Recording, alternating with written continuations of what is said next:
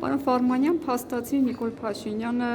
ձեր ուժին մեղադրեց տնտեսական սահմանափակումների մեջ Ռուսաստանի մեջ կիրառող, ասելով, որ դա ձեր գաղտնի պլանն է եւ դուք հատուկ պայմանավորվել եք Ռուսաստանի հետ, որ սեղմի դժգոհություններ առաջացնի հանրապետությունում եւ դրա ֆոնին էլ հնարավոր լինի իշխանափոխություն անել։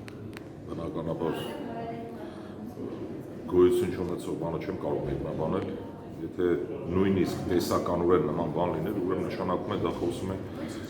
պետության անզորության մասին։ Իհարկե նման բան գոյություն չունի եւ ես իմ ելույթների մեջ օրինակ անդրադարձել եմ այդ թեմային,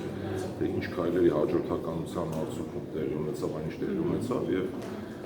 իրենց վարած քաղաքականության արդյունքն է։ Բնականաբար պետք է սլակներն ուղղեն ընդդիմության կողմը, իրականում նման բան գոյություն չունի, դա չեմ կարող մեկնաբանել։ Բայց ռիսկով հղի չէ այն առումով, որ փաստացի տնտեսվարողները հիմա առաջ իշխանությանն են մեղադրում, հիմա կսկսեն ձեզ մեղադրել։ Բնականաբար նման խոսույթներին հավատացողներ կլինեն, հետեւաբար մեր խնդիրն է նաեւ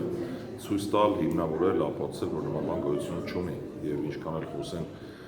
ինքնիշխանություն, չգիտեմ, ծաղիկներ, այլ երկրներ, մենք չունենք այդ լոգիստիկ հնարավորություններ եւ այսօր մարդիկ փաստի առջեւ են կանգնած։ Խնդիրը այստեղ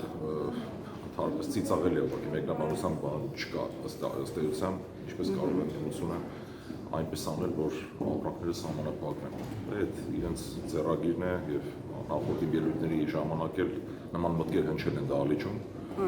Ճիշտ հակառակն է։ Կարելի ասել հուսահատության նաև ճիչ է, որտեղ փորձեր արվեցին սահմանափակումները վերացնել ուղղությամբ բանակցությունների, բայց փաստացի չստացվեց։ Դե ինչու՞ չէ, բնականաբար եթե չի հաջողվում խնդիրը լուծել, պետք է սլակներն ուղղել ընդդիմության կողմ։ Դա հայտնի բան է։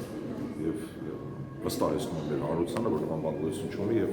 նույնիսկ նորից եմ կրկնում, եթե նման բան լիներ, նշանակում է մենք այնքան թույլ պետություն ենք, որ ընդդիմությունը իզորու է սանկցիաներ մտցնել երկրի նկատմամբ։ Իհարկե ոչ, չի կարող նման բան լինել։